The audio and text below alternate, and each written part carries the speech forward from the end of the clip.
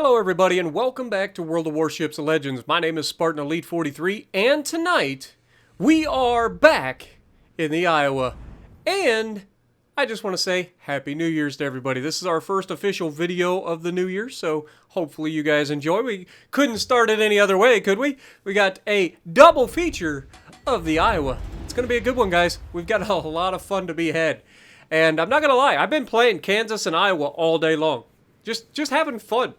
Had some ridiculous games, had a lot of pretty average games. And I say average, my average generally in the Iowa is like close to 100 to 110K. That's average. So anything over that's a good game. And then, of course, we have a couple bangers for you guys. But we're going to be starting out on everybody's favorite map, Shards. And we're going to push in on the left side. We actually didn't get spawned mid this time. But we're going to push in. We've got a destroyer here. We've got a cruiser here. This is perfect. Now, I will say this. This destroyer, Lord help me. I don't know what he is. I honestly don't. Is it an Akazuki? Okay, Akazuki is a gunboat. He does not make any effort whatsoever to go after the destroyer that spawns on this side and goes into Alpha. But it doesn't all end horribly, I promise. Otherwise, you guys wouldn't see it, right? But we have a Jean Bart here right off the bat. We take the shot. We don't get detected. And then we do get detected. Funny how that works. Even though I wasn't spotted, I was behind the island, took the shot. It suddenly pops up that I'm detected after I'd already fired. But we were able to easily dodge his first salvo. We got an Iowa coming over here to help the Jean Bart, and there's usually 3 that spawn over here. So what does that mean? It means that the third person is likely the destroyer. Okay, so we're going to try to put ourselves in a position to take advantage of that. Now, Iowa is making himself a pretty, not quite juicy target, but an easy target. He's close range, so I'm going to be able to punch his superstructure pretty hard. I say as I get a single overpin and a shatter and two ricochets. But that's the goal. Now, we see torpedoes coming through. This is contested now. And we are going to try to, turn in and put ourselves in a position to do some damage. Now, our Akazuki, again, I don't know exactly what his thoughts were here. He is torping, but I'm pretty sure he was torping at the Iowa, and the Iowa turned back in, so now he doesn't get a torp him. And he's not trying to, I don't know.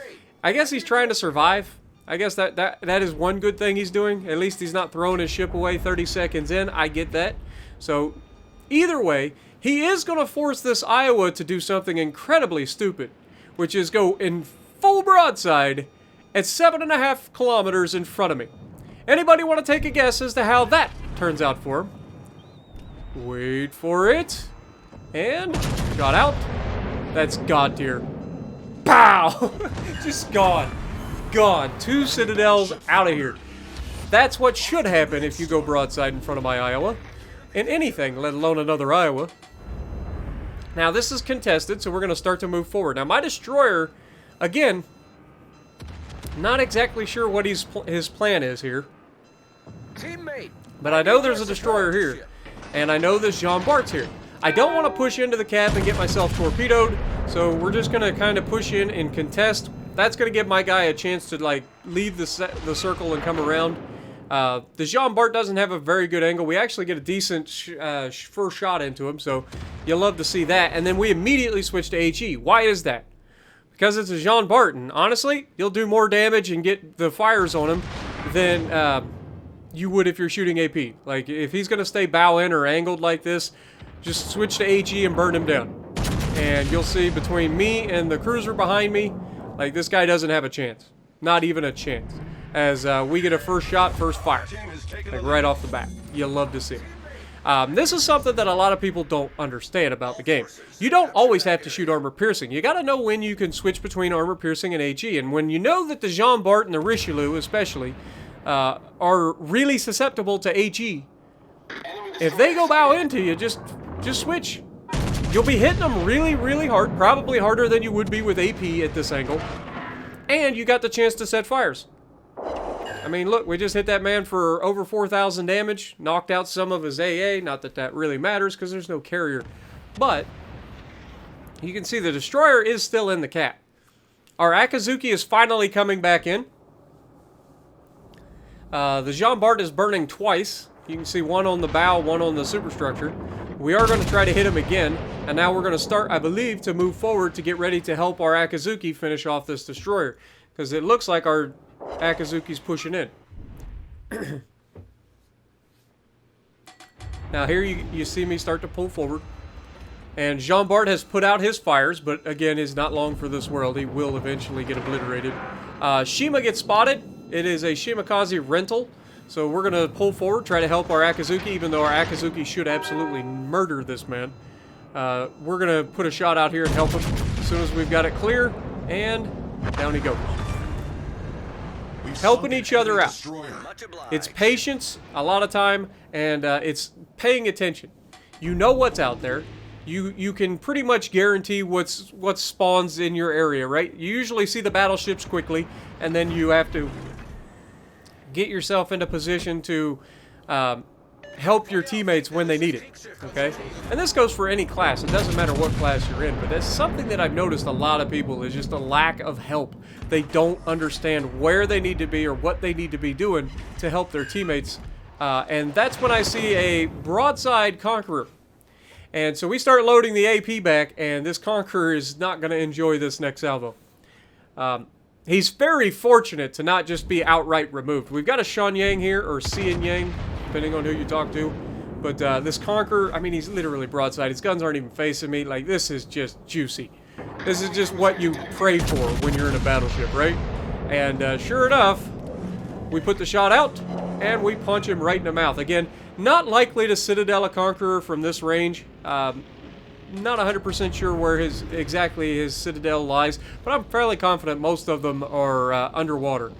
So, at this range, not as likely to shoot to Citadel a Conqueror. At distance, absolutely. At distance, you'll annihilate the thing, but this close, not as likely. Here we have the Xian Yang. We don't quite get a chance to get a shot at him. We know that the Conqueror's about to take a torp, maybe two. It looks like he's going to slip it just in time. But we're going to try to go for that superstructure on the Conqueror as well. And we have 95,000. And we get 14,000 into the superstructure of the Conqueror. Ouch. Ouch. That hurts. And as you can see, he is either flooding or on fire or both. And he is not long for this world. And then that leaves this Jean Bart in Alaska out here. Now, Jean Bart goes down to our Gross Occur first, finishing him off. I didn't even know we had a Gross Occur first anywhere near me. But clearly somebody did. But we get a good shot here at the Alaska, unfortunately hitting the island for the most part, getting one ricochet. But these guys are going to pretty much kite away for the entire rest of the match. Sorry about that, had to yawn. But we're going to push our way back from Alpha over towards Bravo. We know there's a destroyer there as well.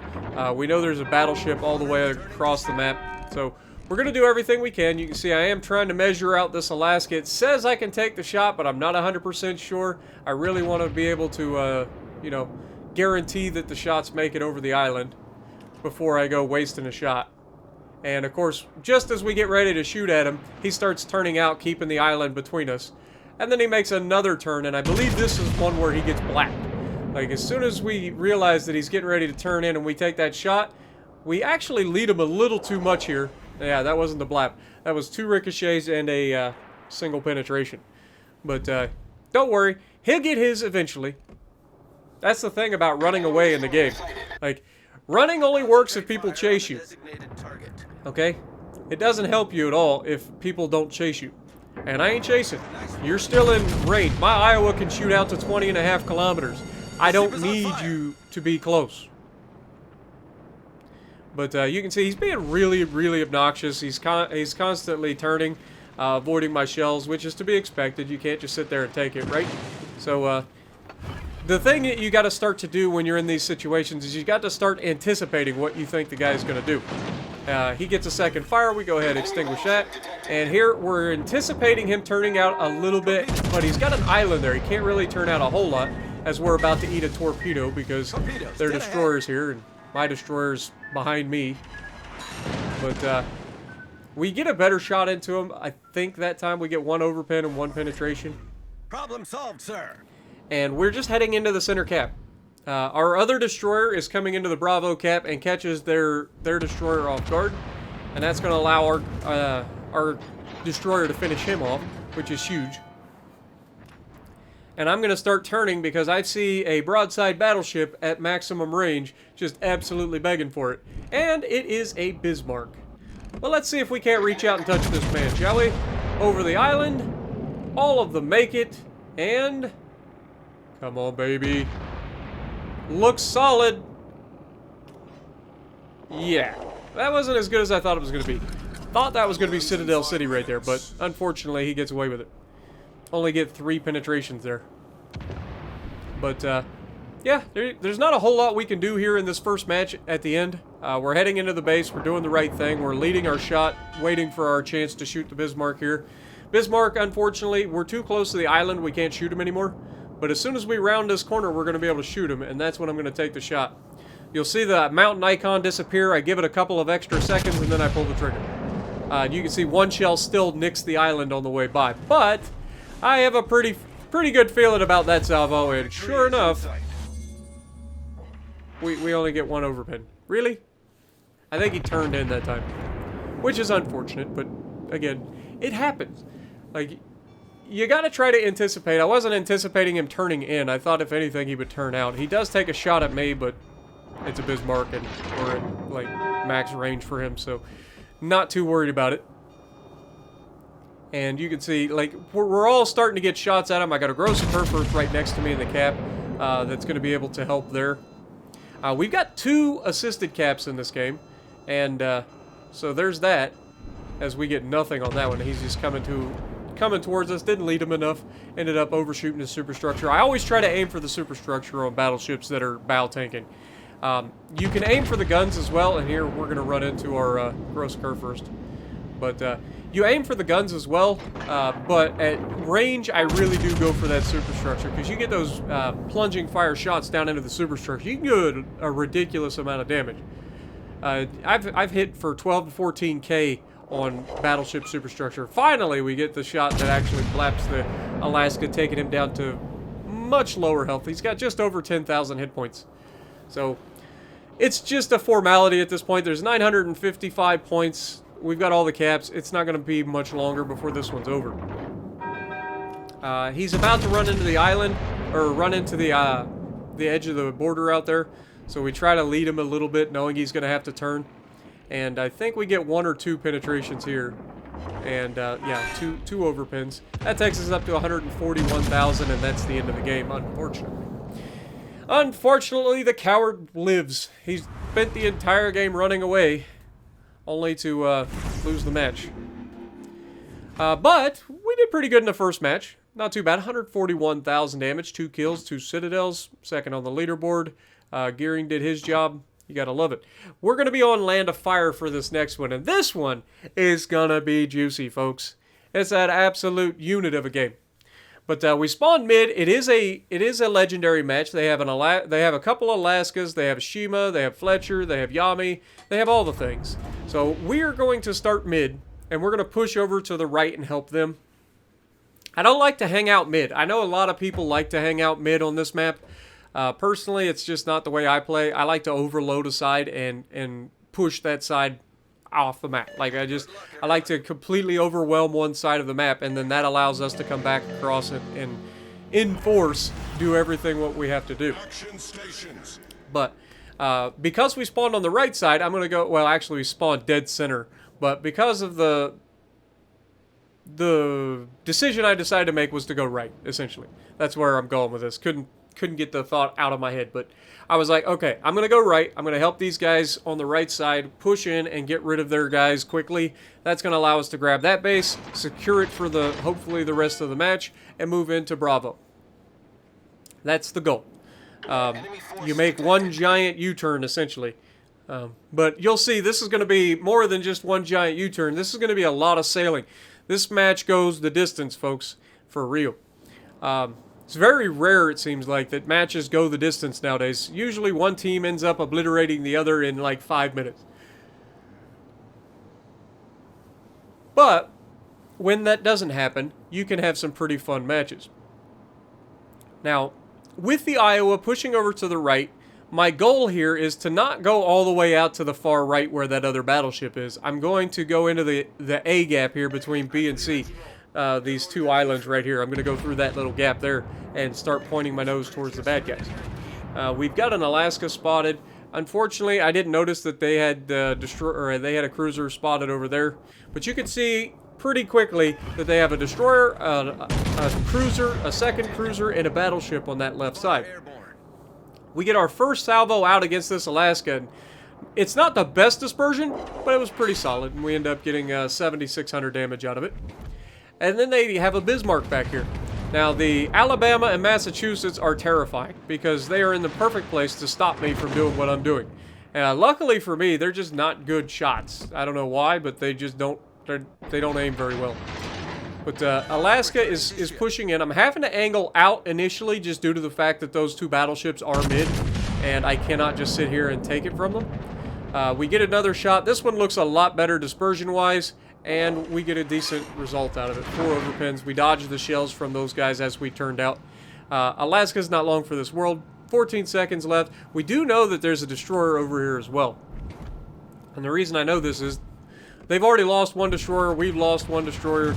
And the destroyer that's left hasn't gotten into a base to our knowledge yet, but their Alaska is in the base. He goes down, and the base is still being capped.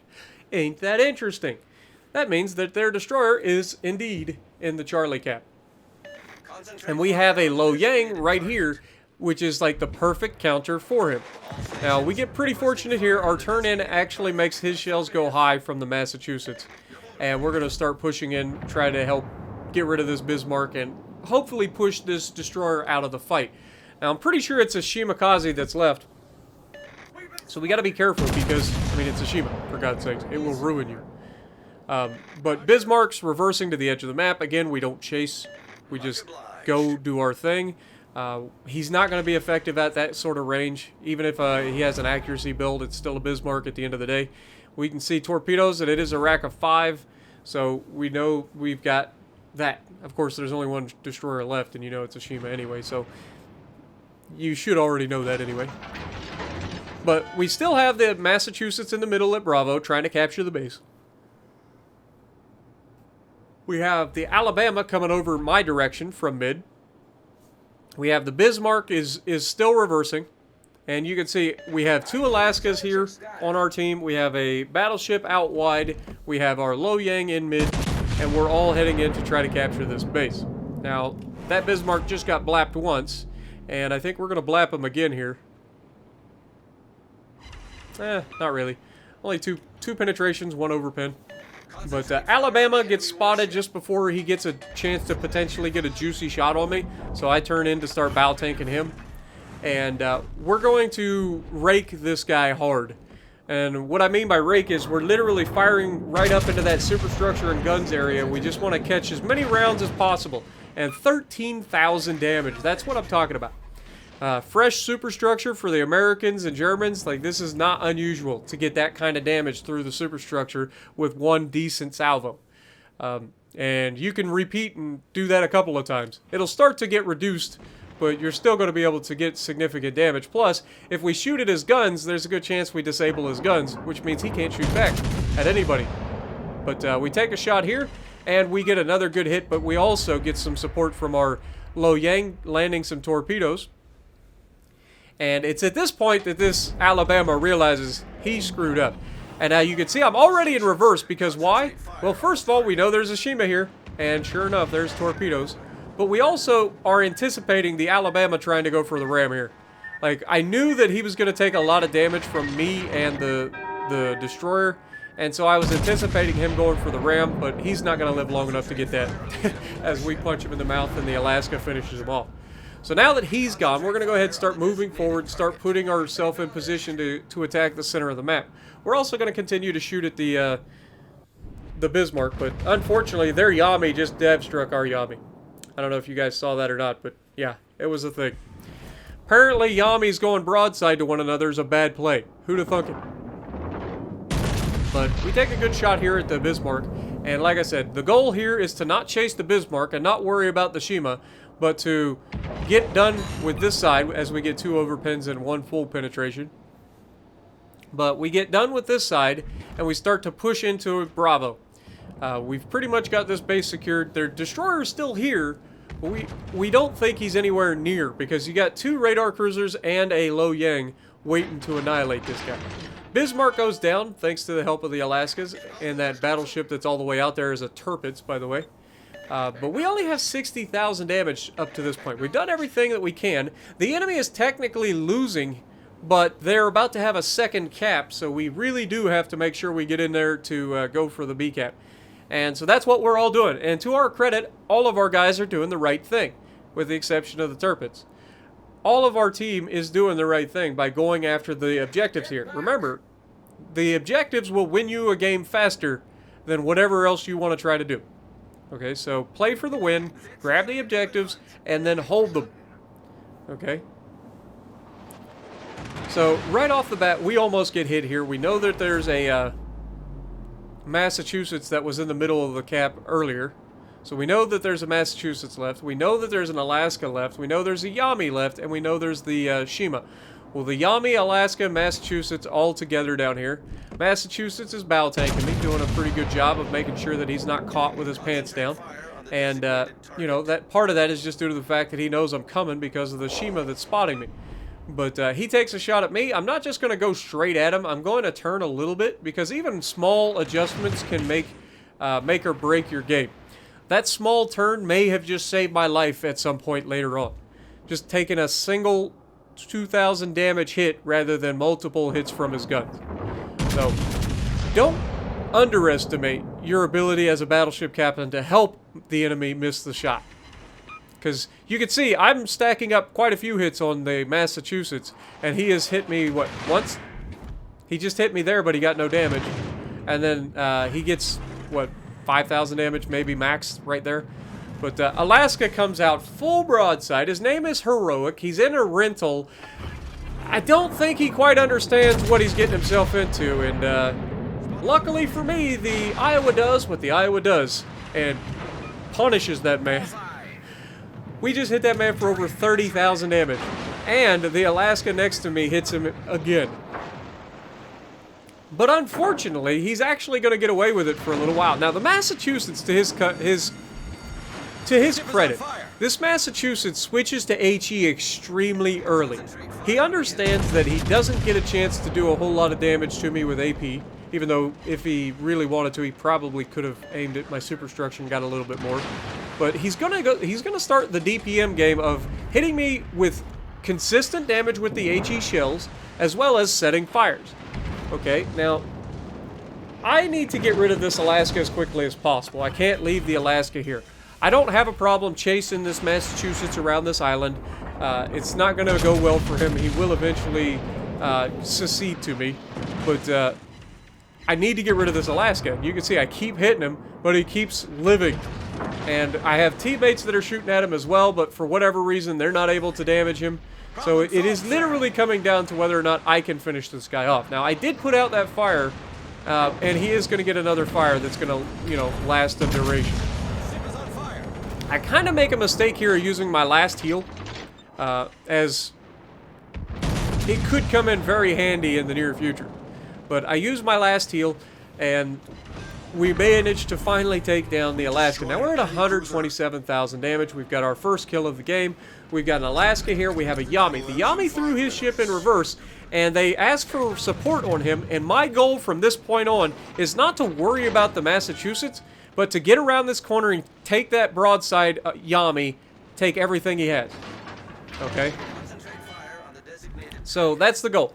Now, the Alaska that's behind me is a rental, and he is inside my wheel to rebuild. I have a Legendary 4 commander, so I'm expecting to be able to be in will to rebuild for the rest of this match, because I'm going to need it.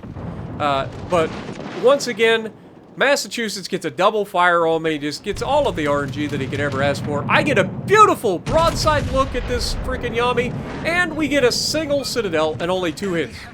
How? How is that what happened right there? Like, that is the one most frustrating aspect of this game, is RNG. Like, that guy is broadside at 4.5 kilometers, and I get 1 Citadel and 2 penetrations out of 6 shells from the front gun. Now, the good news is, he is going to get another shot, and if he had actually aimed properly, he'd have killed me here. But fortunately for me, he decides to shoot at the belt. I managed to finish him off, and now I am still being willed to rebuild by the guy behind me, but right as my damage con goes down, this guy gets a shot into me with AG. He gets a decent chunk out of me. Luckily, he does set another fire, but I do have will to rebuild active. But just as we get started, the goal is to ram this guy, make no mistake.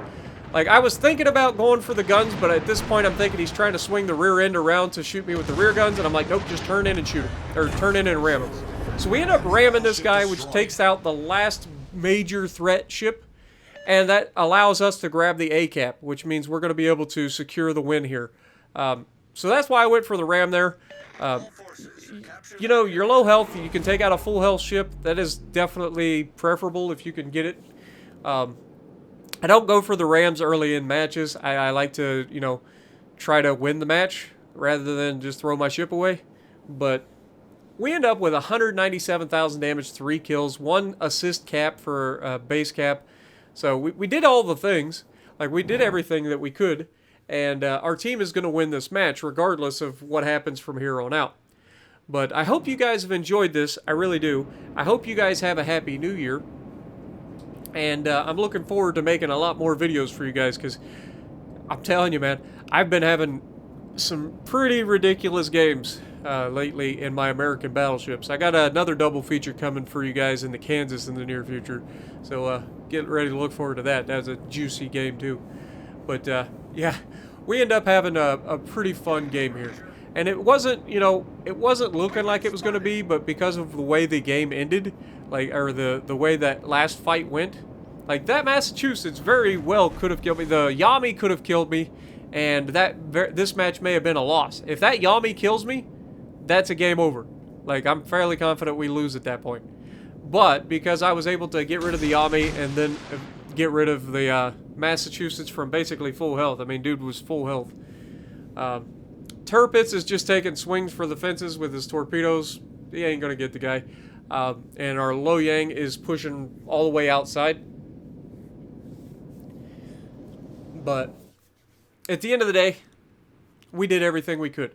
And that's what you need to do. You need to try to get together with your teammates. And I'm not saying leave your side of the map, go all the way over to the other side of the map to group up with 5 or 6 people.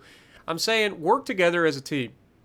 You have destroyers, you have cruisers, you have battleships. Everybody has a role.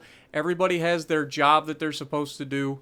And if you do it, you can steamroll and win more often than not.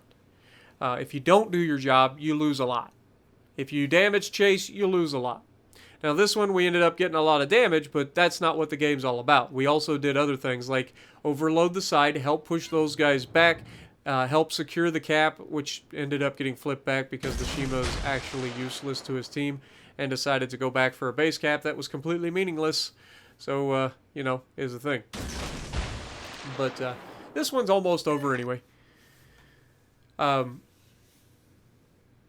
I lost my train of thought. But yeah, so look for advantages. Make sure you push your advantage. Work with your teammates as best you can. If somebody's asking for help and you're close enough by to help, you know, if it's a battleship, it's probably will to rebuild. So look at them, check their health, and if you can get close enough to will to rebuild somebody, if you can help your destroyers, remove destroyers early in a match, like that is huge. Like, if you can help your destroyers out early in a match, like that's game changer. Game changer.